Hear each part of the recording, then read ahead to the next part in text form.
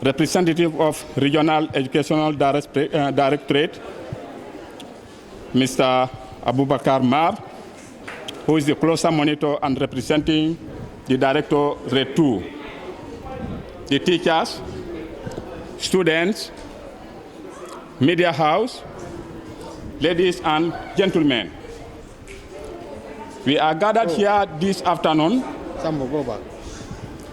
We are gathered here this afternoon to fulfill the noble aspiration of Yundum Barak Ethiopian Peace Club in collaboration with the Family Gambia NGO, which is established 2009, working side by side with MOPSI. The theme of the program, the importance of peace education in school. Before going further, I would like to take this opportunity to narrate the ideas behind this. When the Peace Education Club was established in Yundum Barak in 2017, we have a few group of teachers who are behind all these things. When we contacted the cluster monitor, who is sitting at the higher table, he directed me to one of the Mr. Fofana, Usman Fofana, who is the peace education activist who is working side by side with the Family Gambia. When we contacted him, he acknowledged it, he appreciated the establishment of Peace Club in Yundum Barak Upper Basic Schools. And he wasted no time to come and meet us.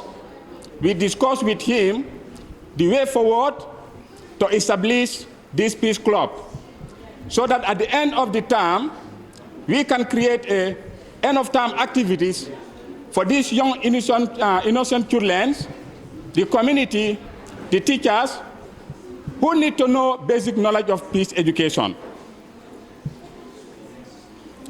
Therefore, the word peace education, from the Latin word educare, to draw or lead out. Peace education draw out from the people that institute to live peacefully with others and emphasize peaceful value upon which society should be based. Educators from early childhood to adult can use their professionalism, skills to tell the young innocent students about peace.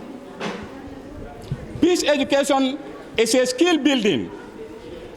It empowers children to find a creative, non-destructive, non-violent way to settle a conflict and learn how to live in peace and harmony within ourselves, others, and the world in general. Peace education is a task of every human being and the children of our family from the setup of the schools. The basic concept embodied in the above definition are the peace education is a remedial measure to respect children from falling into the way of violence in our society. The aim of peace education is development of the children. It tries to include higher human and social value in the mind of the young children. In essence, it attempts to develop a set of behavioral skills necessary for peaceful living and peace building, from which of the humanities will benefit. Through apology, a peace education, and creating a peace culture, it has been observed that schools can have the following benefit of peace education. The school can develop more humanities management approach. First of all, improve human relationship between teachers to students and teachers to teachers. Peace education can help to develop good attitude in students and teachers as well. Example, cooperation, mutual respect, love for one another, forgiveness, reconciliation, truth-telling. Peace education can help a healthy emotional development in our schools. Peace education can facilitate socialization through participation in interactive and cooperative learning activities. Through peace education, we can improve student discipline and moral behavior. Through peace education, we can develop creativity both in students and teachers. Peace education can improve standard of quality of teachers and learning. Therefore, peace education greatly reduces or distinguishes desire for drug use by some students and for mind-blowing by others. It is to quote with a word, a significant numbers of students in class had been experimenting with drugs or other methods of escaping from their troubles. Many use drugs in attempt to find out more meaningful reality to which they could relate. The use of effective techniques in connection with conventional curriculum show them others that and better way to achieve normally with the same results. Many of them discontinue the use of drugs. Other students ready to drop out of society were able to find knowledge and experience that was relevant to them. In general, the use of effective techniques has resulted in behavior change on part of the students that has made them better students, better able to relate to the other human beings, and has shown other teachers that motivation, interest, awareness, learning, and so on can be increased if students are well informed. In that note, I would like you to seize this opportunity to tell students the non-violent use of peace education. For example, if a trouble comes on their way. I quote from a reference. It was in November 2010, a 15-year-old girl, Peace Club member, by the name withheld from a school that is an upper basic school, and was asked by a male mathematics teacher to come later and collect her exercise book from the teacher's home. The teacher had to make sure that there is a nobody at his home at that particular time. When the school girl arrived, the teacher welcomed the girl inside and directly requested sex from the school girl. The girl used a non-violent skill learned in the section 2 of the curriculum, violence, non-violent use of making in peace education, where the paragraph said, if you are about to be abused by a person who you think he or she is more powerful than you, find a wise way of getting away from him or her. Find evidence and then tell an adult person you trust until something is done. The girl child assured the teacher that she is ready to have sex with him, on condition that the teacher gave her exercise book and allowed her to go home so that he can cook a different story to the parents and come back to have sex with the teacher. The teacher said, because I told my parent that I am going to collect my exercise book from the teacher's home, and now that the sexual behavior might take too long, I might be questioned the teacher accepts the suggestion from the teacher. The student accepts the suggestion from the teacher. The girl child was released. She went straight to the report to the parents with an exercise book as a evidence. And the following day, the parent reported the matter to the school authority and requested to be informed about the action that will be taken with the teachers so that he can be accountable over his action. When the school disciplinary committee met over the issue, they decided to expel the teacher from the educational system. Now, he is the family, the breadwinner of the family. He suffered because he was family breadwinner, because this was the letter announced to the whole school. It was a bitter lesson to both teacher and pupils. So this is a lesson a student learn from the peace education. So if you know that you are a student and you know that the teachers are more powerful than you, but you must use a wise way so that you can escape from the teacher. And the matter you're supposed to report to the school authority so that action can be taken. So you see today that peace education is very, very important. Students are supposed to know the non-violent use of peace education. The topic of discussion is about the realities of conflicts and its life cycle. The domain of human conflict is, of course, extremely broad, but we are very prone creatures who construct many levels of social interactions and generate conflict at every level of this interaction. Individuals find themselves in conflict with others in a variety of social contexts. In families, in schools, in workplaces, and in the community.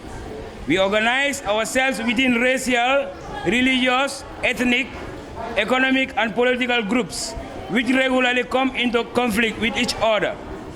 Conflict is inevitable among human beings. We live together in situations where interest meet finite or limited resources, and where different interests lead to incompatible activities. So what is conflict?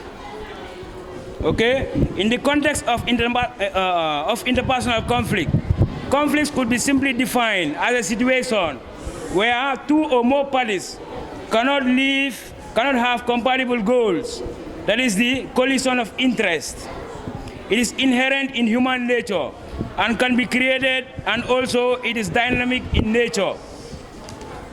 Although conflicts have a negative connotation, that is, it is undesirable and should be eliminated. But what matters most is the way and manner it is handled. Constructive conflicts brings about social change and development. However, it serves as a catalyst for social adjustments. Destructive conflicts, or when negatively handled, cause negative impacts like killing, maiming, loss of properties, houses are burned, and brings untold hardship to human survival. In the post-Cold War era, many conflicts are found within the confines of the state or internal conflicts, but different indigenous, ethnic, languages, and/or religious groups often opposing the dominant groups within the state. Despite the overall improvement in people's quality of life, violence to one and another continues to exist at a frightening level. According to research, every year, over 1.6 million lose their lives in violence. Every year, about 849 people are killed as a result of armed conflict. Again, every year, almost 1,424 people are killed in the acts of interpersonal violence. Destructive conflicts tend to blow up because the harmful and dangerous elements overcome those people who would keep it within bounds. As disagreements expand, there is increased reliance on power and threats. The 20th century has been described by many historians as the bloodiest century in recorded human history. The majority of those killed in the two world wars, like many other victims of regional conflicts, ethnic cleansing, religious and revolutionary conflicts, and even genocides have become commonplace. The human race, despite having achieved many apparent economic, scientific, and political advances in the modern era, but when it comes to managing our conflicts, we have made little. Surely, one of the most important tasks for humanity in the millennium is to learn how to handle individual, social, national, and international conflicts in more constructive and peaceful ways. The toll of human misery and the threat to our survival on this planet have too great. Rather than continuing to rely on entrenched procedures, we need to find less destructive, less violent ways of dealing with conflicts, from the family and the neighborhood, all the way to the community of nations and states. These are the realities of conflicts. Conflict cycle. I am now coming to elaborate on the life cycle of a conflict. Okay? Conflicts are complex processes. However, all conflict situations have certain basic elements in common. These are the structures, the attitudes, and behaviors. Violent conflicts emerge from a latent to a manifest form of conflict and influence these three factors. The structures. These are the mechanisms, the processes, and situations that influence the satisfaction of security, welfare, recognition, and identity needs. Behaviors. Behaviors are the actions undertaken by one party in a conflict aimed at the opposing party with the intention of making the other party to change or abandon its goals. The attitudes. The attitudes are the parties' perceptions and misperceptions of each other and of themselves as well. These may be positive or negative attitudes. Attitudes are influenced by emotions such as fear, anger, bitterness, and hatred. A conflict emerges as parties or people's interests come into conflict, or the relationship they are in becomes oppressive. Conflict parties then begin to show hostile attitudes and conflicting behaviors. The conflict formation starts to grow and develops. As it does so, the conflict widens, that is, it goes horizontally. It gets its horizontal alignment, drawing in other parties. It also deepens, that is the vertical escalation of conflict, becoming more intense and possibly violent. This complicates the work of addressing the original or the core issues. Eventually, resolving the conflict must involve a set of dynamic and interdependent changes that involve de-escalation or reduction of conflict behavior, changes in attitudes, and transformation of response of relationships or structures. In summary, conflicts are part of human nature. Conflicts are unavoidable because we are social beings. It is not static. It changes over time. Conflict also could be beneficial when correctly handled. It is distasteful and destructive when negatively handled. These are the realities of conflict. I think we have learned a lot from this theory, and I would once again thank you all for your presence and your kind attention. Sister NGO of Liberia and Sierra Leone was established in 2009, where it's launched Family Gambia in collaboration with Peace Education Foundation, Miami, Florida, USA, to introduce peace education to schools and to work with the community and the general public, not only the schools, by helping children and their parents to learn the attitude and skills of peace by means of peace lectures, peace sensitization activities, peace leaflets, etc. We presented the Peace Education Foundation syllabus to Ministry of Basic and Secondary Education.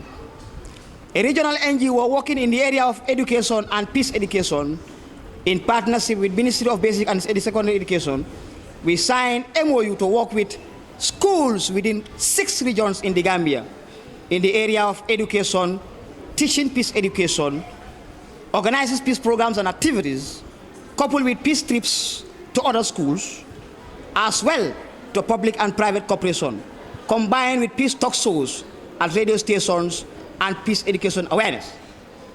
This will help develop self-esteem, enhance the values, to learn the attitude and skills of non-violence, and build the skills and attitude of peace for the realization of basic human rights and human dignity by means of self-actualization. Peace is more than just the absence of war, but compasses freedom, equality, and justice, where no one has a fear of abuse, war, bullying, discrimination, and exclusion, or any kind of violence. Real peace comes through a change in the values of society. And conflict, violence, and war can be profound and long-lasting detrimental effect on children and young people in particular. At the same time, children and young people play a vitally important role in transforming conflict and choosing peace. We firmly believe that education is the most powerful tool to change the world. And that's why Gambia, we should start thinking of how we can empower education in our country. It is through education that children and young people can analyze society, understand power structures and human behavior, develop their own ideas about how to change the world, and be empowered to take actions and actually change that actions. Peace education should be a lifeline process through which peaceful values are nurtured, and peace, how to have meaningful dialogue with others. These peaceful values of equality, solidarity, and cooperation should be based on fair relationships, respectful dialogue, and mutual understanding. Peace education is not just about what we educate for, but also how we do it, how we work together, how we live our values and create a culture of peace inside our own movements. We need to live up to our standards and practice them in our organizational work, everywhere we find ourselves, and our everyday life. And also, it is the set of skills and attitude that is explored as a regular piece of knowledge that can be taught as a subject on the school curriculum, as well as a tool of ability that must be mastered by learners to relieve and handle their emotional, psychological, and social needs. We are reaching a critical point in history when solving the problems of humankind has become a matter of the day. Finding sustainable solutions to these problems have never been more pressing, as population pressure, environmental degradation, violent conflicts, and the troubles things that people are doing to each other every day because of sin, hatred, and jealousy, which is a global human phenomenon permeating all aspects of life. We are alive at a unique time in human history, a time that calls on humans' creativity, ingenuity, and compassion to solve our greatest problems, where the roots of these problems are related to human consciousness, worldview, and culture. Therefore, it is time the society invests heavily to spend money and resources training peace educators in order to educate its citizens on non-violent methods and skills by resolving conflicts and creating awareness to contribute positively to their society. But due to lack of funds, these programs cannot be expanded, and this is why we slow down our programs and activities while we limit ourselves working with 20 different schools in Region 2 that are in collaboration with Family Gambia Peace Education, namely Nemokungu Radville Farm Lower Basic School, Sinchubalia Lower and Upper, Jabal Lower and Upper, Busumbala Farato LBS, St. Peter's Lower and Upper, Wellingara LBS, Kungujanketa Lower and Upper, Latria LBS, Sinchu Alaji LBS, Nigeria International Academy, Lamendaranka LBS, Yundum Barracks Lower and Upper, Banyunini Lower and Upper, and Olundum Lower and Upper.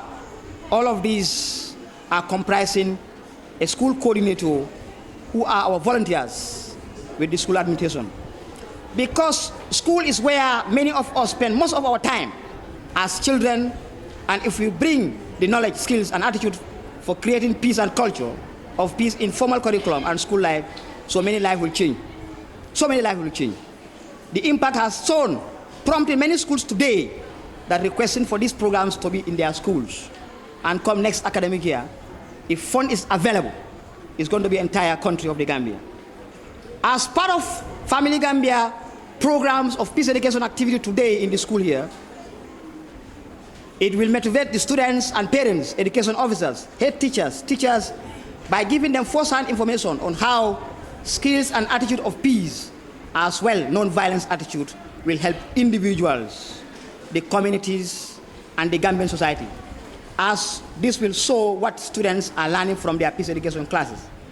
It will also create platform for each school to develop students' public speaking habit through different presentations and improve their reading skills.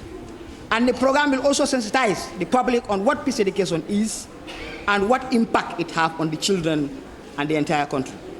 Peace education is about teaching and learning the skills and attitude needed to manage and resolve conflicts so that they don't rise into violence. Peace education builds relationships among people. It creates a safe and peaceful environment in classroom. It helps to create such type of environment, both physically and emotionally, which takes care of each individual. History of peace education argues that it is related to how next generation will live peacefully with each other. In 19th century, Harris in Europe do effort to contribute to the violence occurring after World War I. It eliminates social justice, poverty, and inequality in the world. Peace education has emphasized on local conflicts transformation. The importance of peace education cannot be ignored. It is important for developing peace education that the conditions should be accurate, reliable, and relevant to the information that is given. It is important to support effective functioning of the system. Peace education has great importance in the Gambia. It gives an information source spreading in the society. In the Gambia, we have to establish strategies and promote peace education in schools. Schools work towards educating students peace education in repayment of literacy and numeracy, teaching skills and knowledge. It also improves the equality of life. Peace education can inspire people to look to the future for the better look. It is a long and constant process which can never end and will give chance to experience its benefit. So I will end this speech to say it with the motto of UNESCO. It says, since wars begins in the mind of man, young men, it is in the mind of the young men that peace must be constructed. Thank you. UNESCO doors will always reflect on the meaning of UNESCO. But again, I am not from UNESCO, but I am from the Gambian National Commission for UNESCO. And I serve as the National Coordinator for UNESCO Associated Schools Project Network. So I am actually invited here on that pedestal. I cannot start my statement without making reference to our mechanisms, local mechanisms here in the Gambia. We all know our Gambia is a beacon of hope. Our Gambia has been a beacon of hope, and it has been a beacon of peace.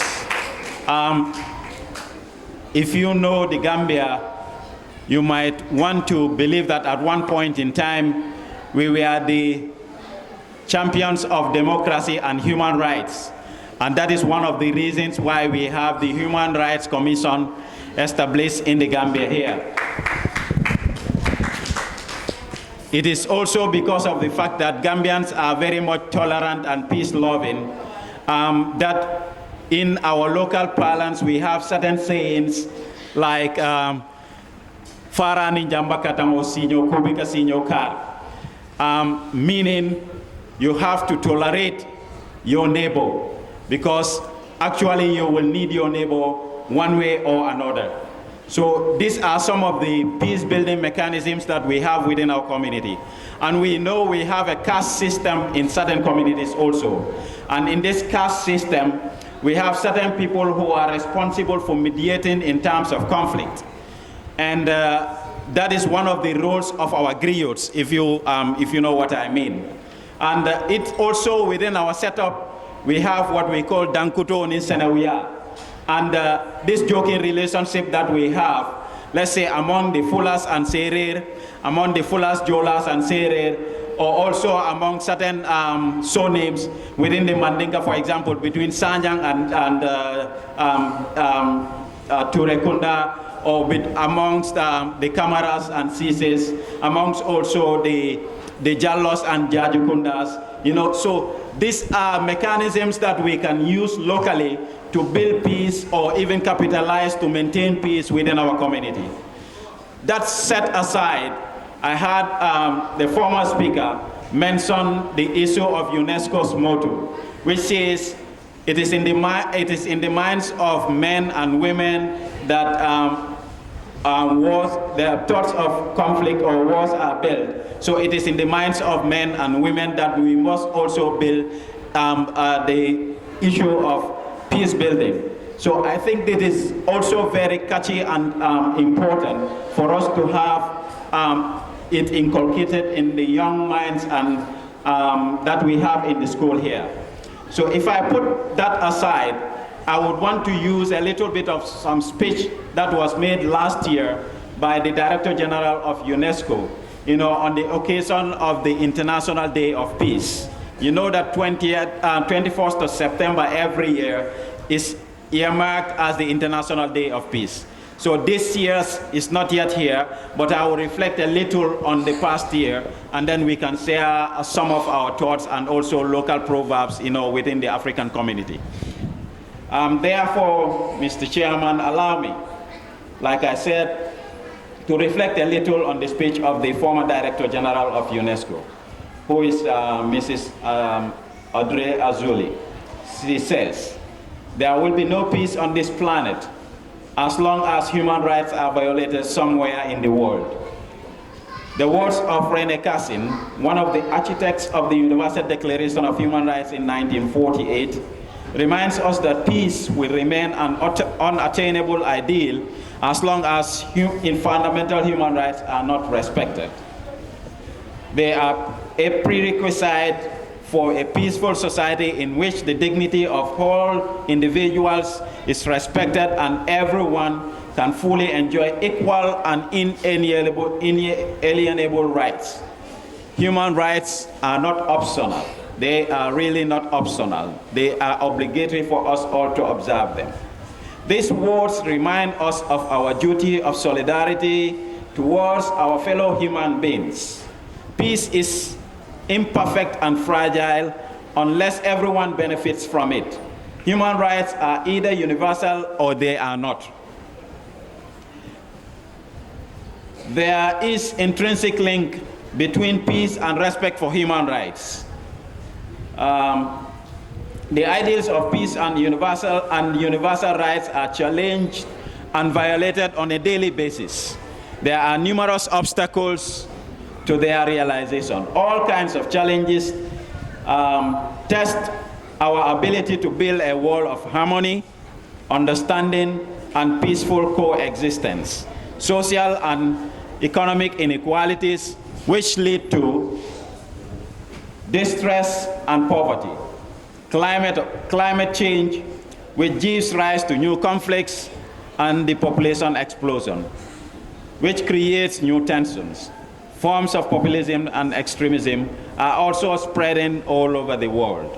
Now I take a little bit of detour and come up with some of the quotations that I parse through some sources. And these are African proverbs. Like I said, Faran in Jambakata, which is coming home to the Gambia, Sinyo Kubika Sinyo Ka. We also, in our local parlance, used to say that in the mouth we have the tongue and the teeth, and they quarrel, but they must live in peace.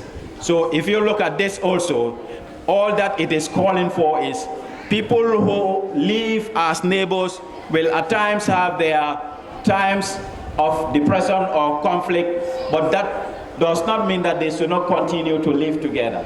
So therefore, we must have our ups and downs, but we should tolerate each other.